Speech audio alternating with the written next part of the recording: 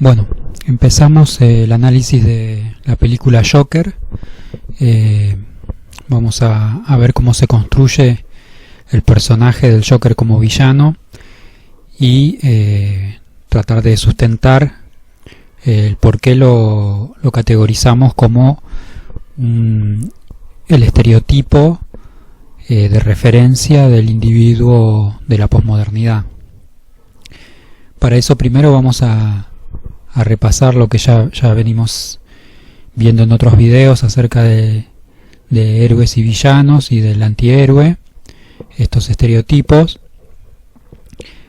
Para eso vamos a usar el esquema de X-Men, que es una historieta que tiene variados personajes y cumple con ciertos estereotipos de estos personajes que decimos, ¿no es cierto? El héroe, el antihéroe, el villano.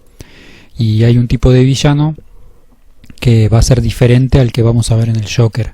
Así que lo vamos a ver primero a eso para tener una base y después ver cómo el Joker es un tipo de villano diferente, que por eso decimos que es el estereotipo de este tiempo, ¿no es cierto? Entonces, bueno, tenemos acá algunos personajes que son bastante obvios. El Cíclope corresponde al héroe clásico, el héroe, como ya habíamos dicho en otra oportunidad, el héroe clásico es el que está subordinado a un mandato, ¿no es cierto? El que sigue un mandato. En la antigüedad, bueno, este mandato estaba dado generalmente por una divinidad o por una institución.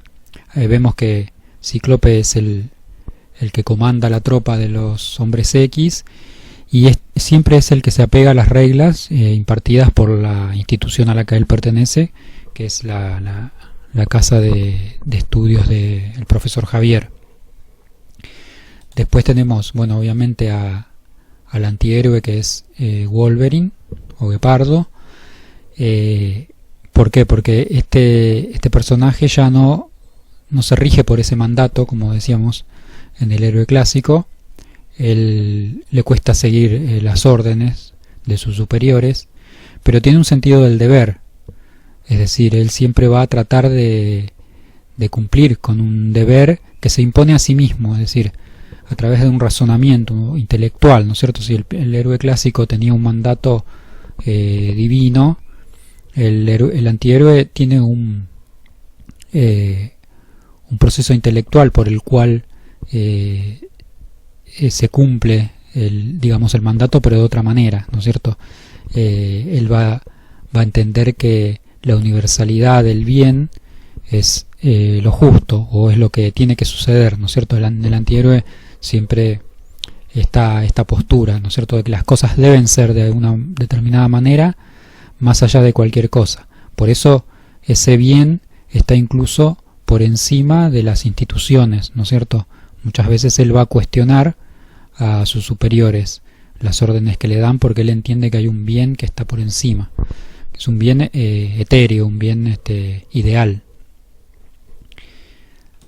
Después tenemos, bueno, al villano, que es Magneto, que plantea es un tipo de villano no pasional, sino intelectual, porque él, bueno, plantea la cuestión de la segregación y de la lucha de clases. ¿En qué sentido? Como sabemos, los X-Men, hay una raza mutante en el mundo. Los X-Men pertenecen a esa o son individuos salidos de esa estirpe, y lo que plantea Magneto es una lucha de clases entre los mutantes y los seres humanos, ¿no es cierto? ¿Por qué? Por la segregación. Esta idea de segregación que aparece en el mundo, si bien existió siempre, pero aparece más firme en el siglo XX con los gobiernos de masas, ¿no es cierto? Las masas al poder significan que aparecen grupos minoritarios segregados. Y claro, lo que plantea Magneto es que no se puede conciliar no se pueden conciliar las partes, los mutantes son una minoría ante la mayoría de los humanos que rigen el mundo. Entonces lo que propone es la lucha de clases, directamente eliminar a los humanos. Esta idea aparece en la política, por ejemplo, la vemos ya desde las profecías malthusianas que decían que la comida en algún momento en el mundo iba a escasear, entonces era inevitable que los pueblos más civilizados terminaran exterminando a los pueblos menos civilizados, como una especie de ley de la selva, ¿no? De ley del más fuerte. Y esto, ya sabemos en lo que deriva después en el racismo, en la idea de supremacía de raza en el siglo XX. Y por otro lado también está la profecía marxista de que el proletariado en algún momento de la historia, en el fin de la historia, se va a hacer con el control de los medios de producción y por lo tanto del poder político. Entonces lo que propone el marxismo es acelerar ese proceso, hacer una revolución y que se dé esa lucha abierta y que triunfe una de las clases sociales por sobre la otra. Entonces esta idea, vemos que estos personajes son estereotipos de la política, ¿no es cierto? Del accionar político. Se ve más claramente en este villano Magneto por las características que tiene. Después tenemos el profesor Javier, que obviamente representa la otra parte, ¿no es cierto? Si Magneto propone la lucha, el profesor Javier propone empatizar con la otra clase, ¿no es cierto? La armonía, que también es una postura política, ¿no es cierto? Vemos que son posturas políticas.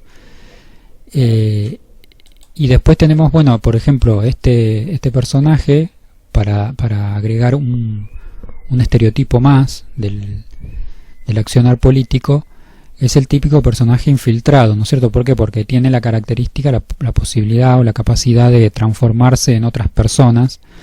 Entonces, claro, actúa como infiltrada en otros bandos para crear inestabilidad. ¿Por qué necesita crear inestabilidad? Porque obviamente al estar bajo las órdenes de Magneto lo que quiere es la lucha contra la armonía que propone Javier. Entonces es necesario que para que se dé la lucha haya inestabilidad, y por eso aparece este personaje que se infiltra camuflándose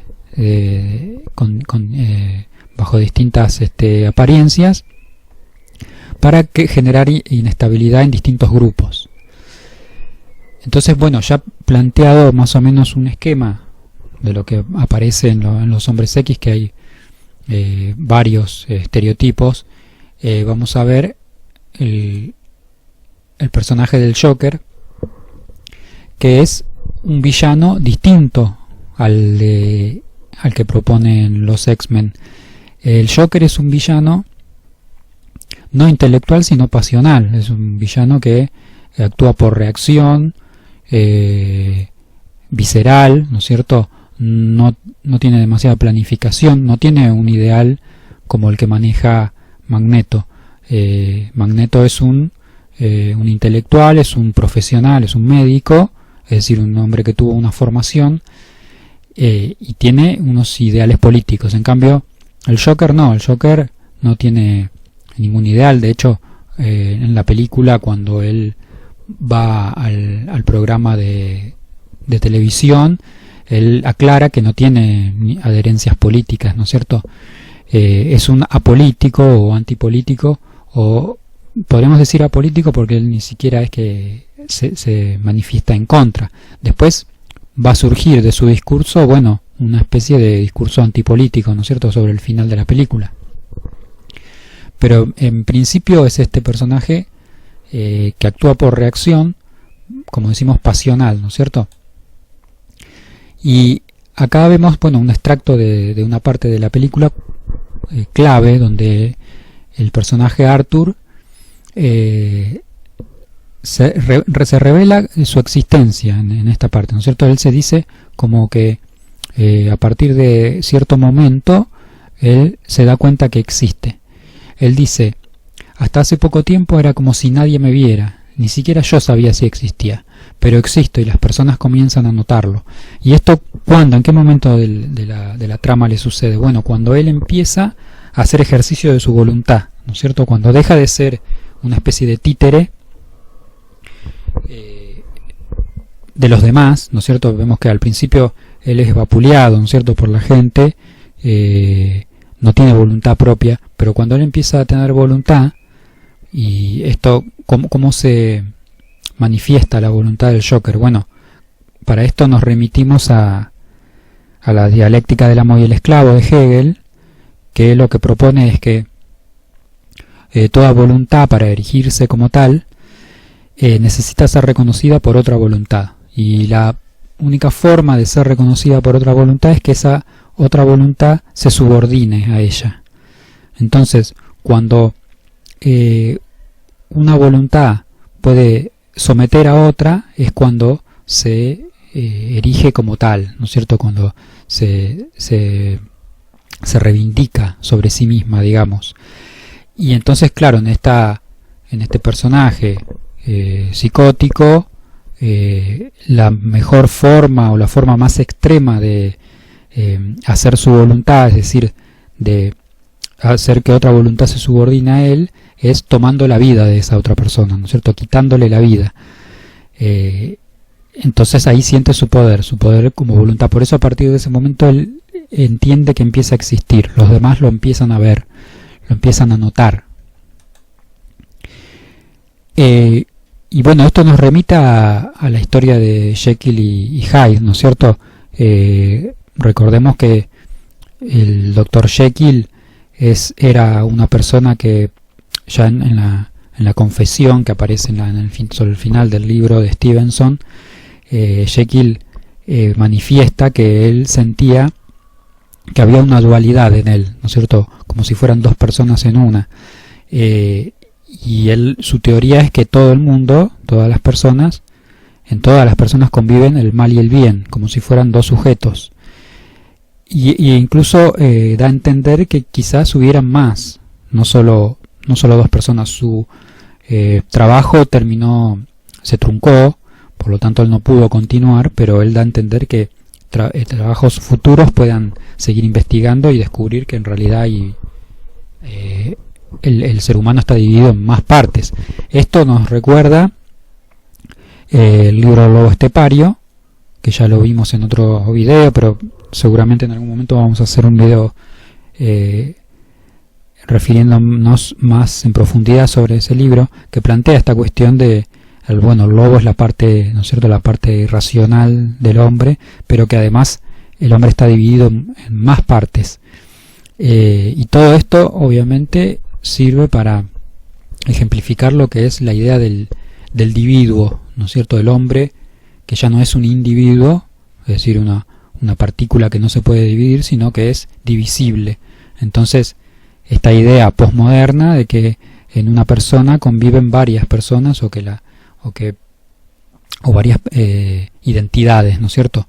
Entonces, en el Dr. Jekyll vemos que él, claro, como sentía que tenía esta dualidad, él era un hombre respetable de la sociedad, un profesional, tenía un círculo de amistades que lo honraban y era una persona muy honorable. Ahora, ¿qué pasa? Tenía un costado libidinoso que sacaba a relucir, digamos, en diferentes circunstancias, en donde él se dejaba llevar por el placer y por la maldad directamente, ¿no es cierto? Lo plantea así, ¿no es cierto? Él se deleitaba con ciertos placeres no honorables. No hace descripción, pero bueno, esa es la forma en la que él lo plantea. Entonces, ¿qué pasa? Él al querer despojarse de eso, porque obviamente que era un vicio que él no podía dejar, intenta crear una poción que le haga despojarse de esa parte mala de él. Pero bueno, el experimento sale mal y lo que termina pasando es que se exacerba esa parte mala, que aparece ahí este señor Hyde, que es la maldad en estado puro, ¿no es cierto? Es si bien cuando él está en estado de Jekyll conviven el mal y el bien, pero bueno, la parte del bien se sobrepone y tiene aplacada la parte del mal. Cuando él se convierte en Hyde, no hay nada de bueno en él, todo lo bueno desaparece y es todo pura maldad. Acá tenemos dos extractos que ejemplifican cómo es este personaje Hyde. Dice: esa especie de familiar mío que había sacado de mi alma y mandaba por ahí para su placer, era un ser intrínsecamente malo y perverso. En el centro de cada pensamiento suyo, de cada acto, estaba siempre y solo él mismo. Que esto es lo que vemos también en el Joker, ¿no es cierto? Es un personaje que, como decíamos, actúa por reacción y no tiene ningún tipo de vínculo, ¿no es cierto?, con la realidad. Incluso él imagina cosas, imagina vínculos con otras personas que luego él se da cuenta que no son reales, ¿no es cierto? Es decir, él es el centro y lo demás, si bien él se manifiesta en algún momento, dice cosas como que bueno, la gente no respeta a los demás o no se pone en el lugar del otro, la gente ya no es civilizada, pero claro, todo en función de lo que le pasa a él. No, es decir, él no se muestra compasivo con otras personas. De hecho, es un asesino, ¿no es cierto? Es decir, él no siente compasión por los demás, pero al mismo tiempo ve o hace notar que los demás no son buenos con él o no lo tratan como debería, ¿no es cierto?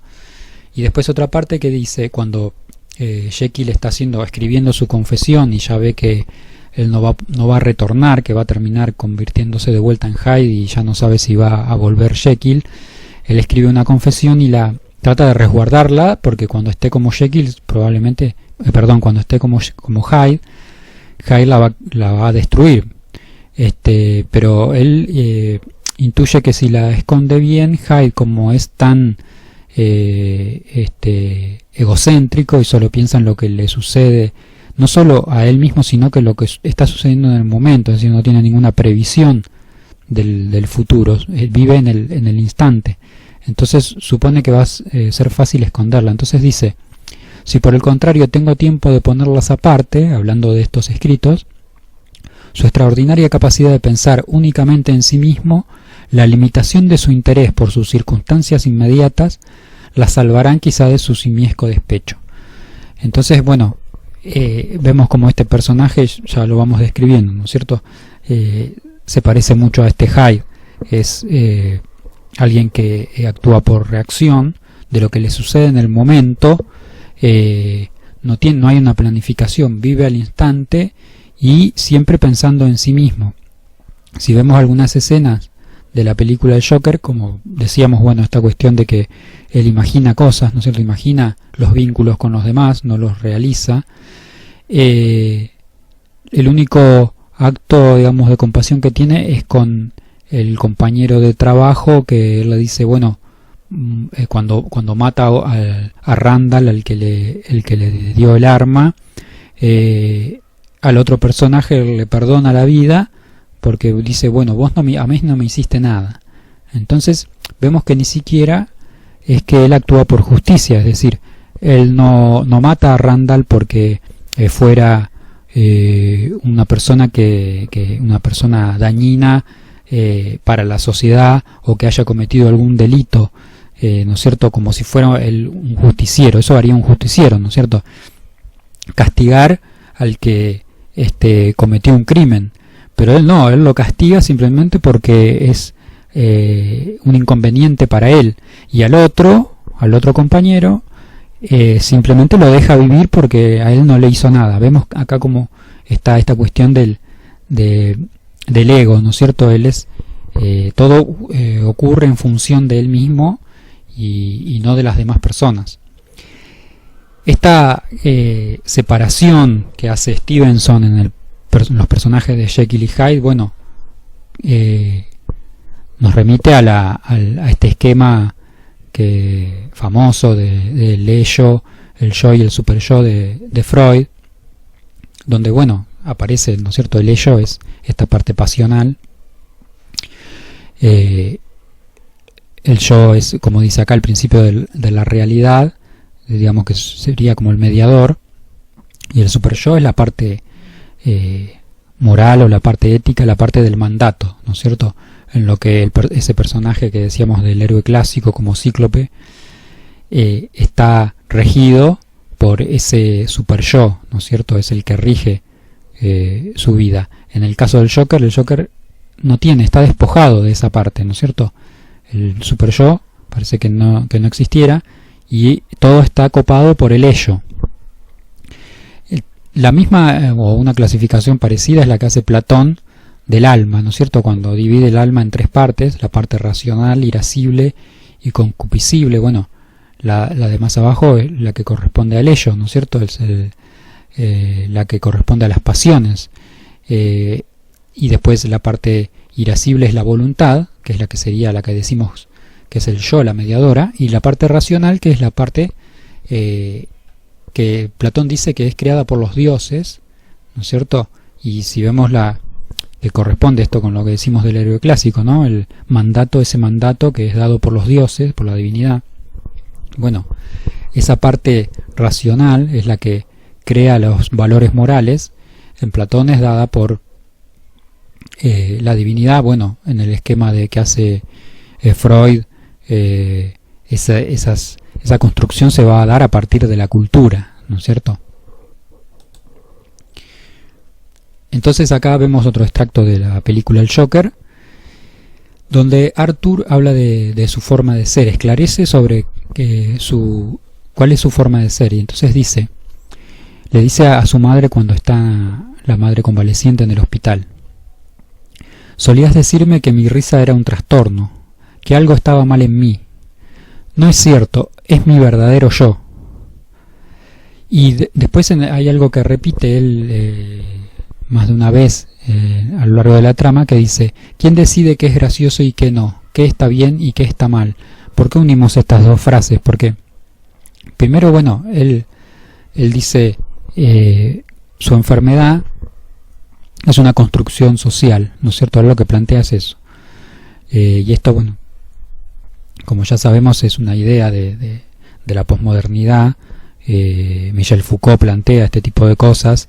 Él dice, bueno, Foucault dice, cada sociedad tiene su forma de tratar a sus enfermos, a sus reclusos, es decir, a sus criminales, a su infancia, ¿no es cierto? En la sociedad disciplinaria, bueno, la forma de tratar a estas personas que están fuera de lo que se tiene por normalidad, es decir, los enfermos, los reclusos o los criminales en realidad, y los infantes también están fuera de la normalidad porque todavía no son adultos cuando llegan a la adultez. Por eso se dice que hay que formarlos, ¿no es cierto? A los infantes hay que formarlos, a los criminales hay que reformarlos a través de la reclusión, y a los enfermos hay que curarlos, ¿no es cierto?, para que pasen de vuelta a la normalidad. Entonces lo que plantean ciertas filosofías es que, bueno, esto es una construcción social, ya despojado de las ideas teológicas, de que este tipo de cosas son un mandato divino, o que están ya per se en la naturaleza. Lo que se dice, bueno, lo que queda es que son creadas por la cultura, ¿no es cierto? Los mandatos son creados por la cultura. Ese super yo, o esa alma, esa parte que dice Platón, el alma más elevada, es creada por la sociedad, ¿no es cierto? Y acá es lo que esclarece el Joker, ¿no es cierto? Él dice,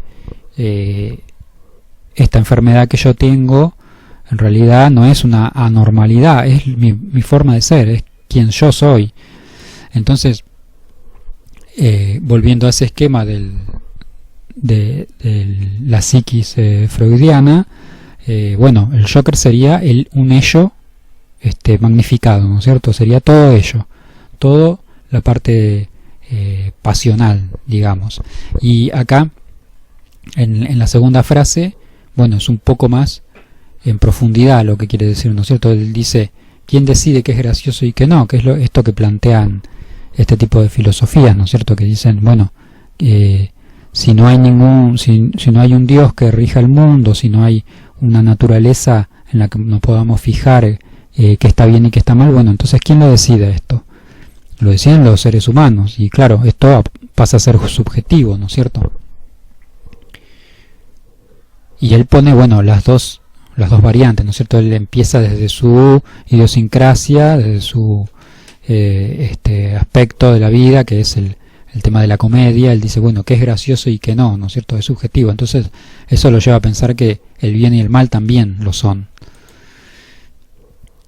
Y acá tenemos, bueno, otro extracto del Dr. Jekyll y Mr. Hyde, que dice, ningún hombre mentalmente sano habría podido reaccionar con un delito semejante a una provocación tan inconsistente.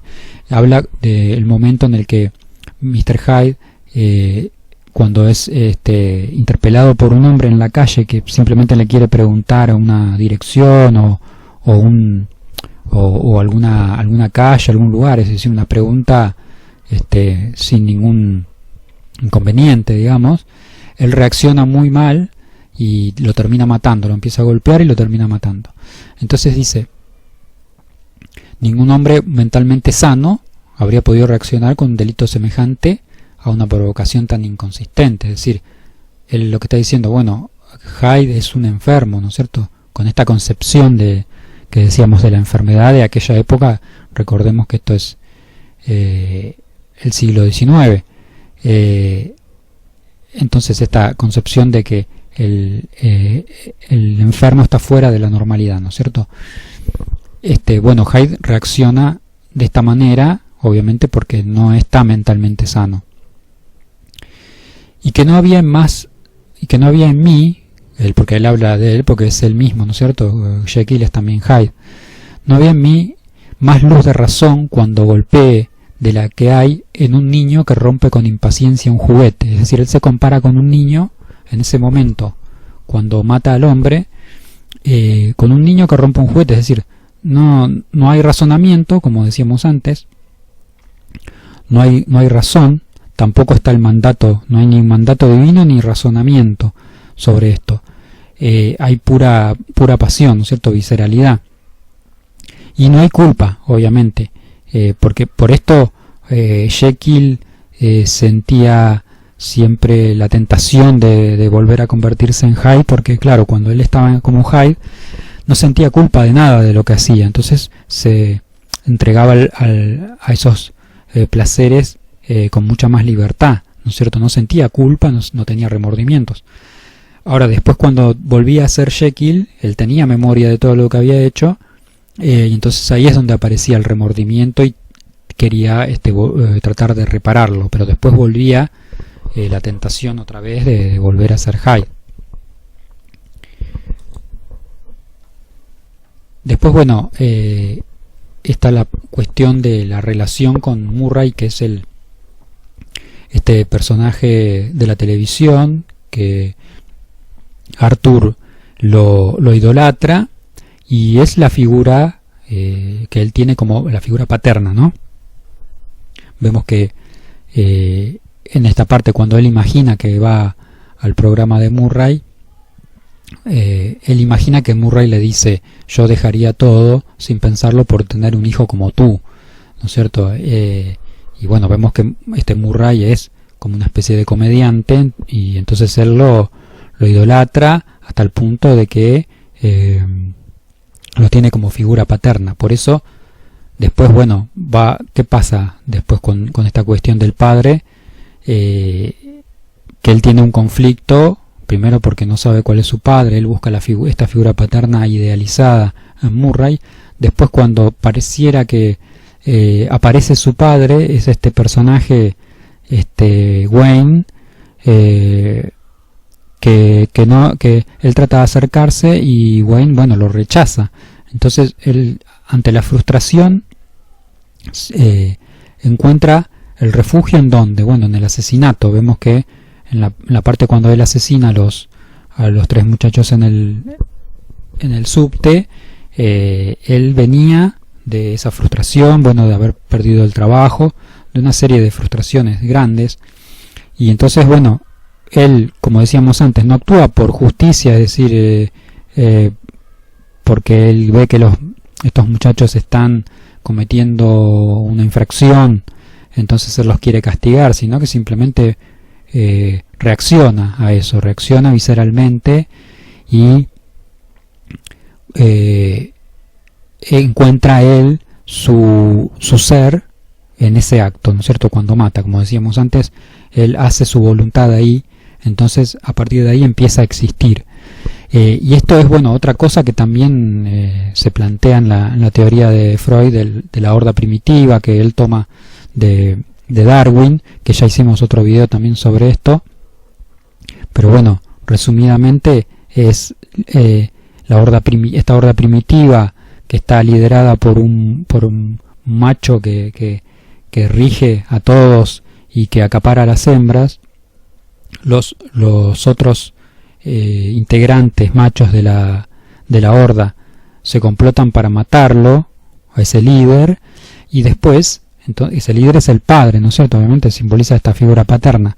Lo matan y a partir de ahí comienzan un proceso en el que Freud dice es el comienzo de la cultura o de la sociedad humana, ¿no es cierto? Porque empiezan las reglas, empiezan a dictarse ciertas reglas. ¿Por qué? Porque aparece la culpa de haber matado a ese padre, y entonces los dictámenes del padre empiezan a convertirse en ley, ¿no es cierto? Ya esa figura, a partir de morir, empieza a tener más poder que antes, ¿no es cierto? Entonces toda la horda empieza a venerarlo como un dios y a regirse por sus reglas, las reglas que él imponía en vida. Y entonces, bueno, la idea es que todo proceso cultural tiene en el origen esta especie de parábola, ¿no es cierto?, de matar al padre. Siempre aparece esta idea de matar al padre, y lo vemos en la literatura y en el arte, que se repite. No es que los artistas estén buscando las teorías para plasmarlas en las obras, sino que los artistas actúan por intuición, es decir, buscan los que son elementos universales o ideas universales acerca de los problemas humanos. Y entonces lo que se nota acá es que estas teorías son válidas, son universales, justamente porque aparecen en todas las culturas y en las literaturas y en el arte aparecen siempre las mismas ideas. Y esta cuestión del padre, el reconocimiento del padre y de matar al padre, son ideas que aparecen. Bueno, acá el Joker, ¿qué va a hacer cuando no es reconocido por ese padre? Es decir, ese padre le impone una serie de reglas que a él lo dejan afuera, ¿no es cierto?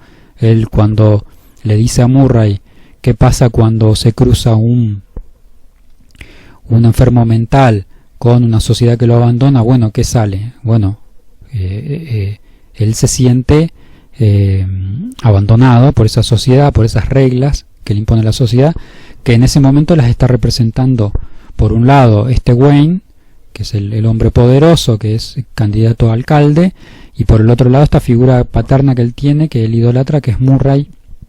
Entonces, claro, su reacción termina siendo matar a ese padre. Y después vamos a ver que, bueno, a partir de toda esta gesta comienza una revolución, ¿no es cierto?, que es lo que se plantea en esta teoría de la horda primitiva, ¿no es cierto? Hay un cambio cultural, ¿no es cierto? Hay un comienzo de una cultura. Y acá tenemos otro extracto de Dr. Jekyll y Mr. Hyde, en este momento en el que Hyde comete ese crimen, mata a esa persona en la calle, y vamos a ver cómo lo describe Stevenson y las similitudes que tiene con la forma en que el Joker mata a sus víctimas, ¿no es cierto?, sobre todo en la parte del subte. Entonces Stevenson escribe: se desencadenó entonces un verdadero espíritu del infierno. Me enfurecí mucho con el hombre ya en el suelo, saboreando con júbilo cada golpe que le daba, y sólo cuando el cansancio sucedió al furor, todavía en pleno delirio, De golpe me heló el terror. Una niebla se disipó. Entendí que ya hasta mi vida estaba en peligro y huí temblando del lugar de mi crueldad. Complaciéndome cruelmente de mi delito, ya proyectando alegremente cometer otros, y sin embargo dándome prisa y con oído atento por el temor de oír detrás de mí los pasos del vengador. Hyde tenía una canción en los labios mientras preparaba la mezcla y bebió brindando por el que había matado. Es decir, Hyde, comete el delito, vuelve a la casa de Jekyll para tomar la poción para transformarse en Jekyll, porque obviamente lo van a estar persiguiendo por el crimen que cometió. Pero acá marcamos lo que dice, tenía una canción en los labios, es decir, él estaba satisfecho, contento, porque Hyde no siente culpa de nada de lo que hace, hace lo que le place en el momento, y él se sintió reconfortado por el asesinato. Y bueno, es lo mismo que le pasa al Joker, ¿no es cierto? El Joker, ¿qué hace después de asesinar? Bueno, va a su casa contento, se pone a bailar, ¿no es cierto? Está animado y empieza a imaginar que él tiene el vínculo con la vecina, ¿no es cierto? Que las cosas le van bien a partir de ese momento. Y también le ocurre lo mismo, ¿no es cierto? Él se encarniza con el cuerpo ya muerto de su víctima, le sigue disparando, es decir, está posesionado por el acto, pero después vuelve en sí y empieza a temer por su propia vida, y ahí es cuando escapa corriendo. Entonces, esta forma, vemos que ¿por qué es tan importante ver la forma en la que se grafica el asesinato? Porque vemos la congruencia que tiene el tipo de villano con la forma en la que actúa, ¿no es cierto? Por eso hicimos antes una comparación con otro tipo de villano como es Magneto, que no tiene esta forma sádica de actuar, ¿no es cierto? Él es un ser pensante, actúa por una causa, ¿no es cierto? Él tiene una causa similar a la que tiene ese héroe clásico, que tiene ese mandato, ese mandato de su estirpe o su religión o su institución o una causa, ¿no es cierto? El villano también, este villano también tiene un mandato a una causa por la que él lucha, que es obviamente no es el fin hacer el bien, sino el bien particular, el bien a una parte de la sociedad, el bien en sí mismo sería un bien supremo, ¿no es cierto? Como el que decimos que rige al antihéroe, ¿no es cierto? Es un bien que está por encima de todo, ¿no es cierto? Ahora, el Joker, el Joker no lucha por ninguna causa. Él lo deja en claro, ¿no es cierto? Cuando dice que él es apolítico. Entonces, él al no luchar por ninguna causa, actúa siempre al momento, a lo que le pasa, lo que le está pasando al momento.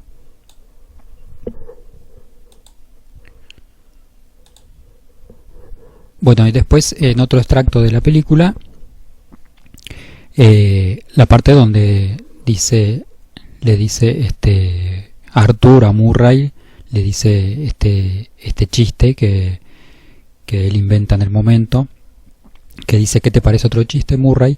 ¿Qué obtienes cuando cruzas un enfermo mental solitario con una sociedad que lo abandona y lo trata como una porquería? Entonces acá está él ejemplificando esto que decíamos, ¿no? Hay un enfermo, alguien que es tratado como enfermo, y una sociedad que lo abandona. Es una mezcla fatal, ¿no es cierto? Termina en el asesinato. Lo que él plantea es eso, termina en el asesinato, termina en villano, ¿no es cierto? La sociedad crea a los villanos. Y claro, acá nos surge esta idea que plantea Isaac Asimov en la novela Yo Robot, que ya hablamos en otros videos sobre esto. Esta idea de un sistema, la sociedad como sistema, que cuando detecta algún elemento que es anómalo, un elemento que puede ser una posible amenaza a gran escala para el sistema, en lugar de tratar de reintegrarlo a la sociedad o de aplacarlo. Al contrario, él trata de exacerbarlo. ¿Para qué? Para que este elemento reaccione a tiempo, digamos, y la sociedad, es decir, ese sistema, lo pueda anular rápidamente. Asimov lo plantea en una distopía en el futuro, en donde, bueno, la sociedad, el sistema social está encarnado en un robot, ¿no es cierto? Una mente robótica, cibernética, suprema, que, claro, está verificando continuamente la vida de todo el mundo. Obviamente los posibles elementos anómalos no son robots, sino son seres humanos en esa sociedad, ¿no es cierto?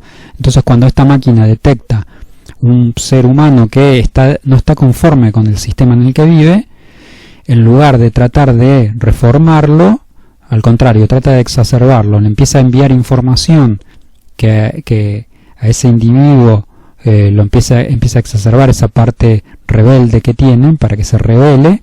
Entonces, claro, ese individuo, al verse abrumado por las situaciones, ya trae su enojo contra el sistema, termina rebelándose, pero toscamente, o sea, termina cometiendo algún delito menor contra el sistema, pero claro, ahora el sistema tiene la excusa para recluirlo, para apartarlo de la sociedad, ¿no es cierto? Y porque, ¿qué pasa? Si lo deja estar, ¿no es cierto?, o trata de aplacarlo, quizás ese elemento anómalo se integre a medias en la sociedad, pero pueda escalar posiciones dentro de la sociedad, o pueda organizarse con otros elementos anómalos, pueda convertirse en un individuo más capaz para crear posibles rebeliones más grandes, ¿no es cierto? Entonces sería un mal mayor para el sistema, ¿no es cierto?, atentar contra el sistema a escala global. Y esto es lo que aparece en la jerga antiterrorista como la idea del lobo solitario, ¿no es cierto? El lobo solitario es este individuo que tiene ideas de tipo terroristas, antisistema. Entonces, cuando el sistema cuando la sociedad, el Estado, el gobierno lo detecta, ¿qué hace? En vez de tratar de aplacarlo, de tratar de modificar su conducta, trata de exacerbarlo, empieza a enviarle información hasta abrumarlo y que este ser anómalo se revele como tal. Y claro, se revela cometiendo alguna infracción menor, la que tiene a su escala, pero no algo a mayor escala. Entonces, con esto la sociedad se libera de él, porque ahí tiene la excusa para recluirlo, y se libera además de la posibilidad de que ese individuo, si se lo deja estar, con el tiempo pueda hacer carrera, digamos, instruirse y organizarse con otras personas que tengan ideas igual que él, y entonces sí atentar contra el sistema a escala global. Entonces, una buena analogía sería con un organismo que tiene una bacteria dentro de sí, que está dormida, ¿no es cierto? El organismo, ¿qué hace para eliminar a esta bacteria? Bueno, la empieza a alimentar para que la bacteria se active, reaccione. Entonces, al manifestarse, el sistema inmune del organismo la detecta y la elimina, es decir, está justificado el sistema inmune para eliminar a la bacteria. Ahora, si la deja estar y esa bacteria está dormida, pero así dormida empieza a crecer o a replicarse, es decir, esa célula anómala empieza a replicarse en otras células anómalas, cuando llega un momento van a ser muchas y quizás ya instruidas se puedan organizar y destruir al sistema. Bueno, ¿qué pasa en la película El Joker? ¿Qué tipo de rebelión es la que aparece a partir de los asesinatos que comete Arthur? Bueno, es una rebelión dispersa, es una rebelión caótica, no hay organización, es simplemente una rebelión de los individuos, de una colección de individuos que no están organizados, ¿no es cierto? Entonces, él lo que hace de alguna manera es activar esas células que están apaciguadas, las activa para que se rebelen tontamente, ¿no es cierto? Sin organización, sin pensar nada a gran escala ni a largo plazo. Pero él, claro, es un agente involuntario de este sistema, ¿no es cierto? Por eso él dice, cuando se cruza un enfermo mental con una sociedad que lo abandona, ¿no es cierto? Ese mecanismo de esa sociedad que abandona a ese enfermo mental, ¿qué hace? Al abandonarlo, al no darle ese servicio social que él tenía, que ese servicio social lo que hacía era tratar de integrarlo a la sociedad, ¿no es cierto? Bueno, ¿qué sucede si él se integra a la sociedad? Él tiene este sentido de rebeldía, con el tiempo va al integrarse en la sociedad, a tener un trabajo, puede estudiar, puede instruirse, puede contactarse con otras personas que tengan esas mismas ideas antisistema, y entonces puede organizarse. Ahora, la sociedad, ¿qué hace? Lo relega, ¿no es cierto? Lo deja con su enfermedad que se exacerbe. Y claro, él termina explotando, termina cometiendo asesinatos, y entonces la sociedad lo termina anulando como una posible amenaza para ella. Y esto se replica a partir de que los sucesos de los asesinatos que él comete son muy notorios, y hay gente que se ve reflejada en esto y también hace lo mismo, ¿no es cierto? Sale a la calle a tratar de destruir lo que puede, pero sin ninguna mira de crear nada, ¿no es cierto? Es la destrucción simplemente de lo que está establecido. Es como lo que sería los principios de la Revolución Francesa, en donde lo único que hacía la gente, lo que quería era sacar del poder al gobierno, a la nobleza, pero no había ningún tipo de organización de lo que iba a pasar en el futuro. Entonces después, ¿qué pasa? Bueno, termina quedándose con el poder la burguesía, ¿no es cierto? El pueblo simplemente es la fuerza de choque que sale a desestabilizar y a destruir, pero después el que termina quedándose con el poder es la burguesía, que era la única clase que estaba instruida y que estaba organizada. Y acá vemos, otra vez, marcamos la diferencia con lo que era ese villano de los X-Men, Magneto, que es, como decíamos, una persona instruida, es decir, una persona que tiene esa diferencia, eso que lo hace diferente al resto, por lo que se siente segregado, pero él, claro, se sobrepone a eso, trata de mezclarse con la sociedad, tanto él como el profesor Javier hacen una carrera profesional, son médicos, respetados además, y claro, entonces él hace un recorrido que el Joker no llega a hacer, porque el Joker es relegado por la sociedad. Magneto, en cambio, hace un camino intelectual, adopta una causa, tiene la capacidad para organizar a una tropa, y entonces lleva a cabo un ideal y una causa, ¿no es cierto?, que se está de la lucha de clases. Acá en el Joker no, él es simplemente un elemento involuntario del sistema que lo utiliza nada más que para exacerbar esas células que decíamos que estaban dormidas, esas células anómalas, esos elementos anómalos, simplemente para tener la posibilidad de eliminarlos, porque claro, ¿qué pasa con toda esta gente que sale a armar caos en la calle? Bueno, el Estado tiene la excusa para reprimirlos, ¿no es cierto? Entonces se termina ahí todo tipo de posible rebelión a gran escala. Bueno, y esto lo comparamos obviamente con la saga de Matrix, en donde aparece esta idea de un sistema que encuentra un elemento anómalo y entonces que en lugar de aplacarlo, lo exacerba, lo incita a la rebelión para que este elemento, que es Neo, comande una especie de rebelión con otras células que están ahí dando vueltas también, para terminar el sistema simplemente aplacándolos o recluyéndolos, ¿no es cierto?, eliminándolos. Si bien hay en Matrix, en estos rebeldes, una cierta organización, de todas maneras, a largo plazo la idea es que el sistema termina ganando, ¿no es cierto? Ellos aparecen como simplemente una autorregulación del sistema, ¿no es cierto?, para eliminar cualquier posible fallo, que sería una rebelión, un ataque a escala global contra el sistema, ¿no es cierto? Entonces, como resumen, bueno, tenemos este personaje que es el Joker, que es el villano, que decimos que es un estereotipo de la posmodernidad, porque nos basamos en ese esquema del individuo, ¿no es cierto?, este individuo que está a su vez particionado, que es varias personas en una. El Joker se revela como una de esos aspectos de la personalidad, el aspecto malo, es decir, ese ello, ¿no es cierto?, el alma pasional, la parte del alma pasional.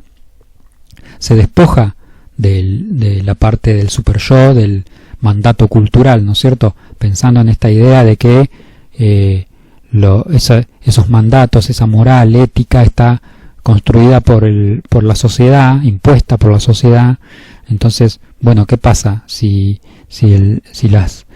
la moral y la ética son simplemente estructuras construidas e impuestas por la sociedad? Bueno, terminan siendo subjetivas, ¿no es cierto? Pues una sociedad puede tener una moral y otra sociedad otra.